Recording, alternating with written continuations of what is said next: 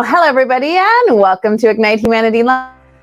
JBON, and here we go. Super excited to see you, have you here, and have you join us on Ignite Humanity Live as we talk about ways to ignite humanity. It is a big statement. That's right. We want to ignite humanity and make a big difference in the world. And the only way we're going to do that is one person at a time. We're going to do that connecting with you, connecting with the people that you connect with, and those people are going to connect with other people, and those people are going to connect with other people, and we are going to make a massive ripple effect on the planet, and we're going to do it together. And we want to bless each and every one of you for being here and what you're about to learn. We're going to talk about ways to ignite humanity. We have 7 fabulous principles. One of the ones I want to talk about this morning is how to unite everyone and connect all people. How do we connect people, bring people together?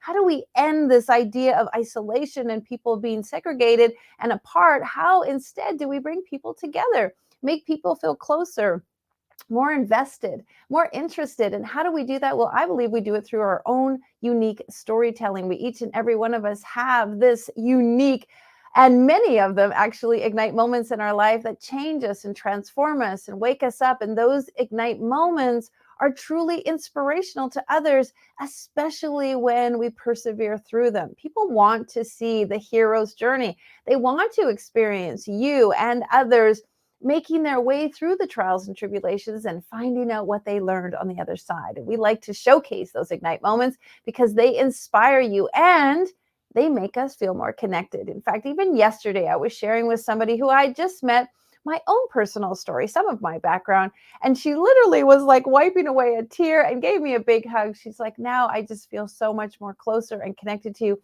I love that you told me your story. And those stories do create connection. They do empower us. They do bring us together. And we bring you guests on this show to tell their stories and some of the things that they're doing to ignite humanity so that you know your story matters. You too have a story. And when you share your story, you are going to make a big impact. Well, in the interest of talking about stories, I'd love to direct you to our website because we are looking for people who are writing stories. We want you to be a part of our compilation books. We have many, many compilation books coming out. Our biggest and most special one is Ignite Humanity. We want to break a Guinness Book of World Records with that compilation book, but we're also doing Ignite Your Purpose and Ignite Your Courage, which are really powerful Ignite moments around those 2 themes. So if you'd like to be a part of that, jump on over to our website and check it out. All right, well, let's meet our guest because she's got some purpose and some courage and she's igniting humanity. Very happy to have her here. Cindy Comeau belongs to a community of deeply networked leaders and cherishes these trusted relationships which over time she has nurtured. It's exactly the network of people she wished she had known earlier in her career, because now she creates that opportunity for others by establishing a shortcut to astutely connected emerging leaders. She designs opportunities and professional learning experiences, all with a goal to elevate purpose-driven leaders to drive 21st century change. She enjoys the experience of inspiring others to cultivate their potential, empowering them to live their very best lives. She's such an interesting individual, and I can't wait to chat with her. Welcome, Cindy, to the show. Thanks very much. It's a pleasure to be here. Delighted to have you. And of course, as I love to tell my guests, we have folks from all over the world. You are in the eastern side of Canada, coming to us from New Brunswick. So welcome, welcome. We love perspectives from all over the place. I see under your name or beside your name, it says Chief Empowerment Officer. Let's talk a little bit about that, because empowerment is one of my favorite words. What does it mean to empower and be an empowerment officer? So I've had a career in the corporate world, 30 plus years, retired 10 years ago, started my own business, not quite knowing where I was going. And when you're an entrepreneur, you get to use the title CEO and founder. Right. And I didn't like the CEO part. I was, this executive thing didn't relate to me. I mean, I was an executive before, but I just thought, you know what, I want to empower people. Like, that's important to me. Women of my age were quieted for quite a long time. I didn't have many women who were similar to myself wanting to have a career. When I started working, most women who were working at the time were working because they needed to financially, which I had to as well. but I really enjoyed the journey and the advancement and the passion that I had for making a difference. So I progressed in my career, and then a lot of what I did was I empowered people along the way. It was part of my DNA. You don't even know it at the time. So when it came time to looking at those initial CEO, I thought, well, take out that executive word and put power. And now I use, there's a phrase, empowered women empower women, and I do that a lot. So it's part of me. It's a beautiful phrase, empowered women empower women. And I think, of course, that applies to men, but let's talk about women. There has been a time in many of our female lives all over the world where women have felt disempowered. And now we are really stepping into an opportunity to be empowered. And yet we empower others by empowering ourselves, and that allows them to empower. Talk about that chain reaction, because one of the things about Igniting Humanity is the fact that we can't do it alone. We do need to inspire, support, and empower each other. And we do that through building connections and lifting people up. You are a fabulous connection maker, obviously loving empowerment. Can you share how there is this? It's a chain link, it's a daisy chain. You help others, it helps others, it helps others. Because a lot of people are feeling like, well, I just need to empower myself. I just need to focus on me, which is true to a point. But do you find that when you empower others, you are also empowering yourself? Absolutely. That's where you get your mojo going, when you do something to help somebody else. I host luncheons that I call ACT, Accelerate Connecting Today, business luncheons for women. I'm starting to do a business after hours too. And just this week, I had a lady write me. And when we go to these luncheons, it's all about networking and connecting. I trust the universe to bring together who needs to be there. And just this week, I had a lady write me twice to say, 2 meetings ago, I met a lady. This is what she was looking for. I now have some answers for her, and I need her help too. And can you connect me? So I went back through the list of attendees, sent that off. Then she came right back and she goes, okay, at the last one, there was someone looking for work in the accounting world. She had her CA, and I know, and I went back and I said, yep. So again, it's, you know what? It's like using your Rolodex. I'm showing my age now. Using your Rolodex that you build to help each other. And why not? And why not? Because when you help somebody, they help somebody else, somebody will turn around and help you. There is this real sense of reciprocity. And I think that a lot of people are forgetting that. They're feeling like they have to just do it on their own. I love that you shared that, by helping somebody, they help somebody else. I know you also expressed a story to me when we last spoke about helping people get jobs, helping people connect with each other, helping somebody get some education. There's a real sense of, I think, when you give, you get. And one of the principles of Igniting Humanity is give first and offer all you can. Can you speak a little bit about that? Because often people wait before they give, wait before they share. It's interesting. I just did some training with a group of immigrant women in our province on Tuesday. Oh my goodness, there were 25 of them, and every one of them had a master's degree or higher. So let's just put it out there. We've got some super talented immigrant women in our province, in our country, I'm sure. And it was just really interesting to connect with them. And I told them the same concept is, and I learned this from somebody that I met in my province, she's a trailblazer. Aldea Landry is her name. And it was give, and then ask. So when you give and then you give again, you don't mind then asking for help. And so when you use that principle, that really makes you feel more comfortable. I really get excitement out of doing something for somebody else and seeing it empower them, seeing, the lights go on, the confidence boost that they get from it. It warms my heart. And yeah, it warms my heart. And a lot of people I'm a giver. I'm not a taker. Some people are takers, and we recognize that in people. But you tend to draw, your enthusiasm draws people. And we all have lessons that we've learned that we can share with other people so they don't have to live the same lesson too. I just like to get, and it's not a monetary thing. It's not like I buy my way into things. I just like to give. There's another gentleman I met, and he's got his resume. He's here. He's from India. His wife and child are still home for another year. He's here to do another master's program because it's an entryway into our province. And he can now work, even though they go to school 1 day a week, he can work 40 hours a week. So I just said, send me your resume. So I connected him in with one organization that does have a position. And I just sent it because I wanted to another organization that's quite large. That's it. And I said, he has a number of talents that may be beneficial to your organization. There's not been a position yet. I've not encouraged him to apply for anything there yet, but just take a look and see. So I don't get anything for that. I just like to do it. Yeah, like I was going to say, it's very rewarding to just give without any expectations and to just give without asking for anything in return. I often say that, when you want, what you want isn't always what you get. And so why not just give freely, give without any strings attached? It's so much more enjoyable to just truly give. I love that. Let me ask you though, was there something in your childhood? Was there something in your life? Did you have an Ignite moment that actually encouraged you or even forced you to feel like this was the path you wanted to take? Good question. There was one in my later life that I'll talk to more about my Ignite moment. But it's funny, when we were children, my dad was a contractor and had his own business. And I remember there were 4 kids in my family. And I remember there were a couple of times where some of his employees had fires and they lost everything.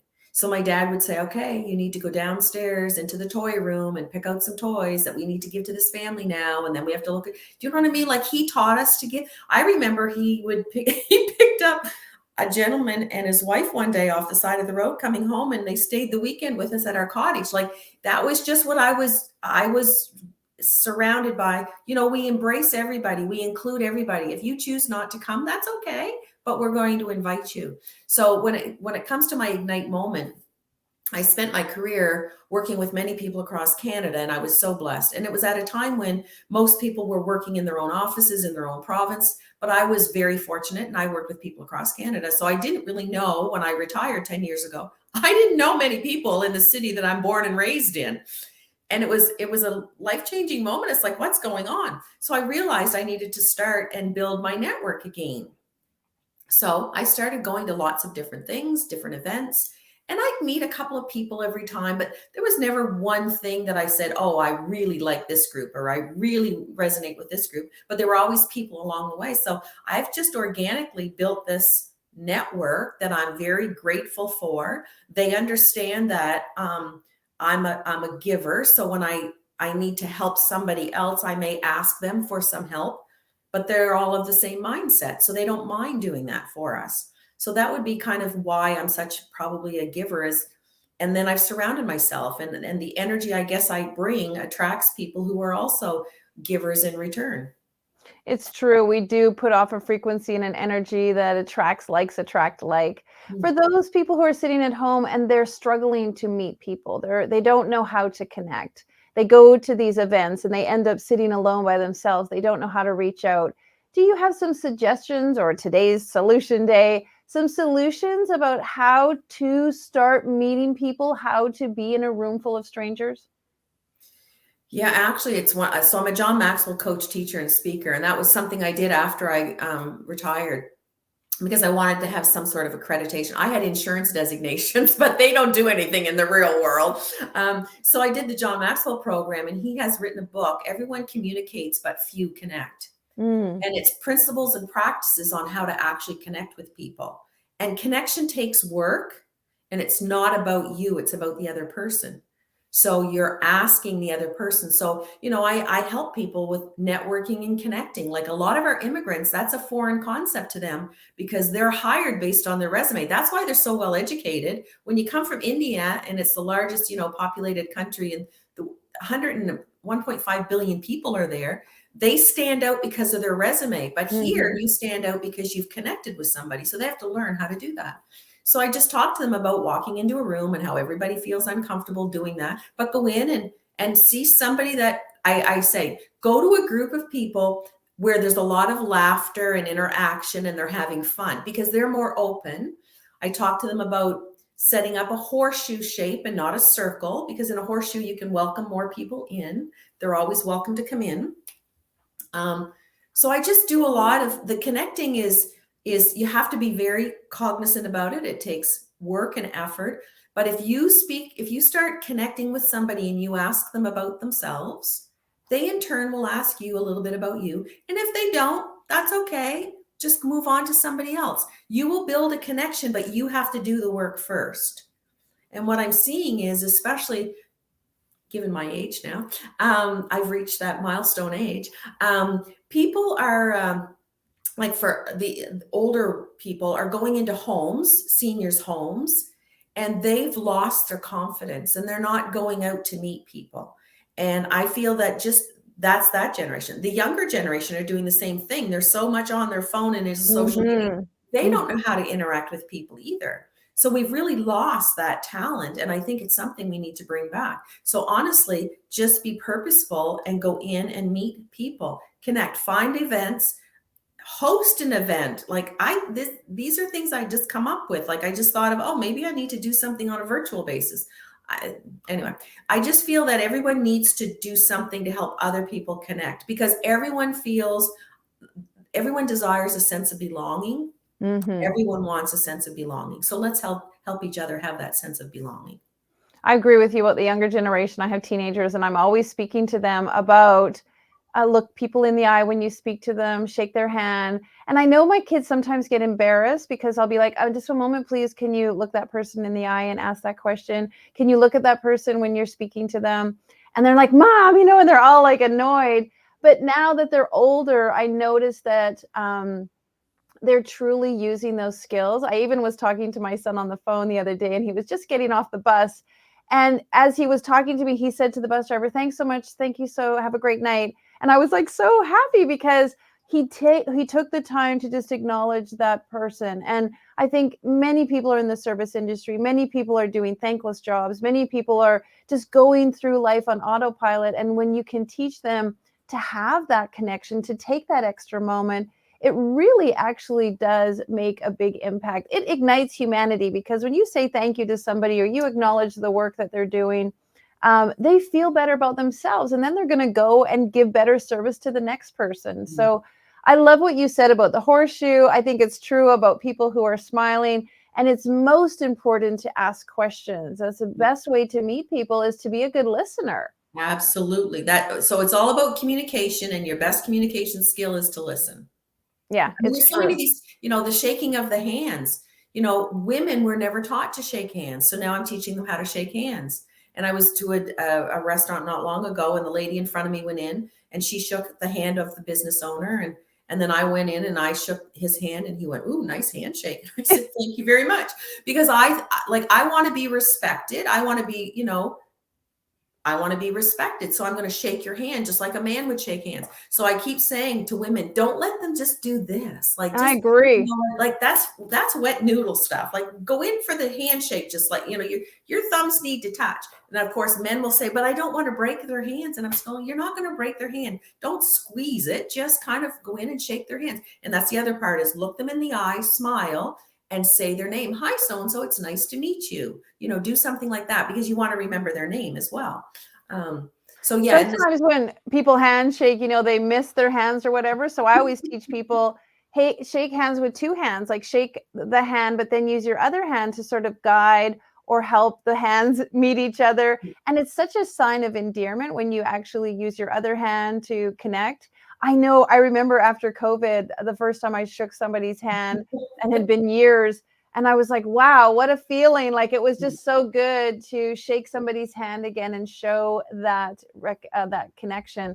I too love to have a good, strong handshake, because confidence is shown through your handshake. And when you want to do business with people or meet people, or especially network, it's really important, obviously, to show people that you're confident and that you're proud and that you enjoy, where you are. And so a handshake gives a lot of a story. Absolutely. And it's funny you say that, because we were recently at a place where my granddaughter was with me, and she's only 7. And the gentleman was from India that we were introducing her to. And he shook my hand. And when he did it, he put his arm on, like when he shook my hand, he put his other arm on my hand, on my arm, sorry. Nice. That's a show of respect for for their elders if you're Mm. older than they are. So when he did it with my granddaughter and he didn't shake her hand right, so I made him do it right with her so she'd learn. He said, I won't double handshake her by holding her arm because that she's younger than I am, but for you. So I thought that's really, so it's kind of like what you just said with the two hands, but they do it with holding the arm instead. But anyway, yes, absolutely. Confidence oozes out when you shake somebody's hand at, the proper way. And respect also, like in the Chinese culture, when you give someone your business card, you give it to them with two hands out of and up, facing upward and respectful. I know in North America, we get very habitual of, tossing our business card or just kind of treating it very disrespectfully or like it's not important. And I actually really value that when you give someone a business card or a flyer or your book or your business material or a contract, like showing respect to that piece of paper and showing respect to the passing of that is also another very subliminal but subconscious, but also a very amazing way to create connection and create communication, because you're showing the passing of things. And even with groceries and the shopping cart, or just giving people change or cash, like having that really nice, your debit card connection, that when you give something to somebody, you give it with intention. I think that also yields the same reciprocal feeling and emotion in return. Absolutely. And I didn't know that. So thank you for sharing that. Yeah, But it's very neat. but it's nice when you go to the grocery store or you go to, a shopping store or something and they give you your receipt. I want them to look at me and I say to them, thanks very much. And I look them right in the eye, because there's not many of them that know, there's not many people that want to connect with them. And they need, that helps them go through their 8-hour shift of at least having, 10 people maybe smiling at them and showing them respect. There's no question about that. Yeah. And so, it's an interesting conversation because we love to give solutions. And folks, these are some really easy solutions. I mean, just think about it for a moment. You're going to leave your house today or be out and about, out and about, as we Canadians say, in the world. And you have an opportunity in every interaction to smile, to look someone in the eye, to speak with confidence, to shake their hand, to make a connection. And so, is there anything you want to share in regards to, once you've made a connection with somebody and you realize that you like each other, you have the same frequency, maybe you can help each other in business, how do you maintain those connections? Again, connecting with people takes work, and you can't just assume they're going to do it. So you need to take the initiative, and they will, and maybe it's more your personality to take the initiative, but if it's not, teach yourself to take the initiative and not be intimidated by doing that.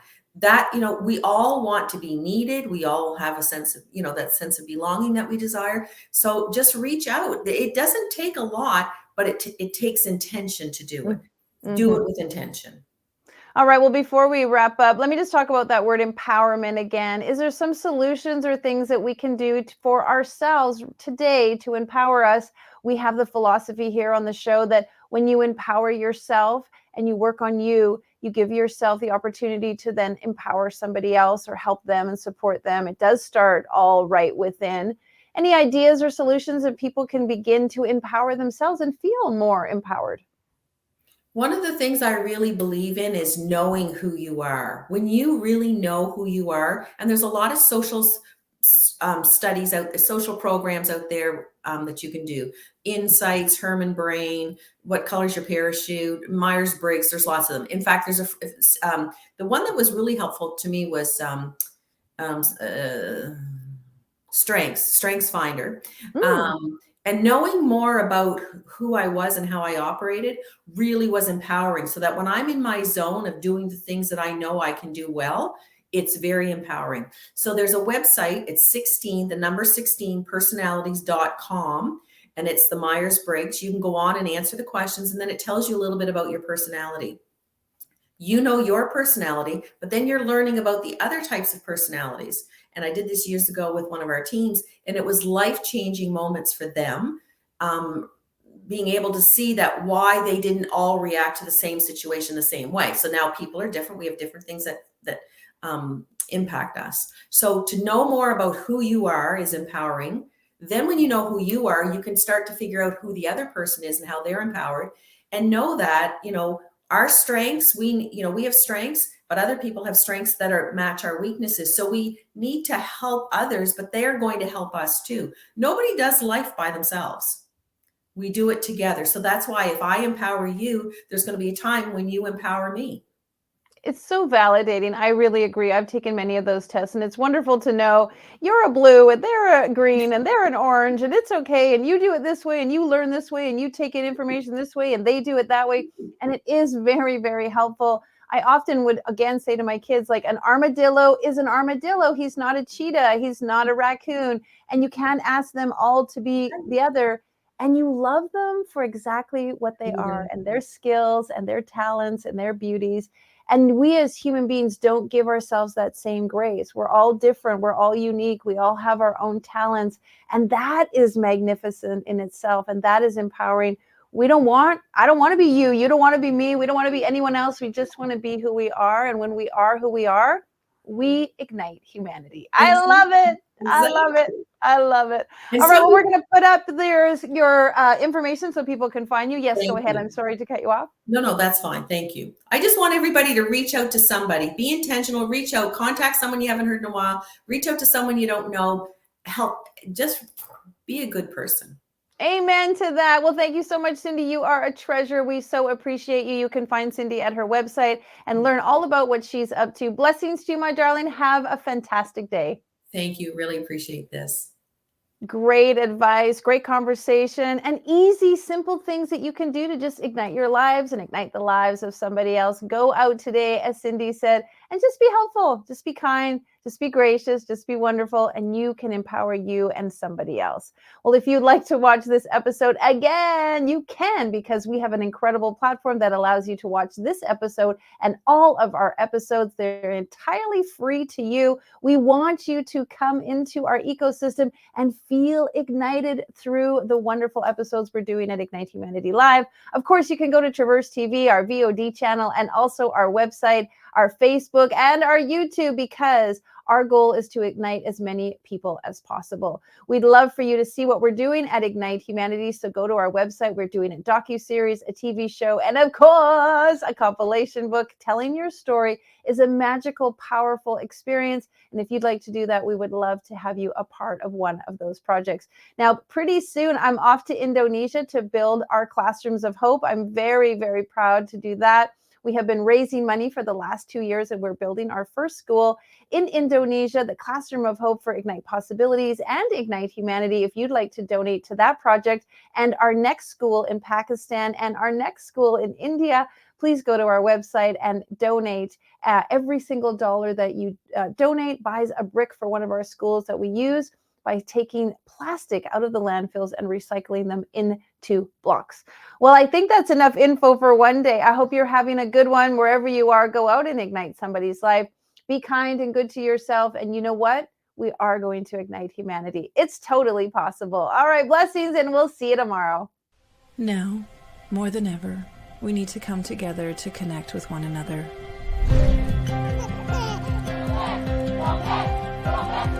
We need to feel the truth in who we are and let go of everything that's happened in the past. We need to empower every person on the planet and awaken hearts, enliven souls, come together, laugh, play, rejoice, connect, create, and love.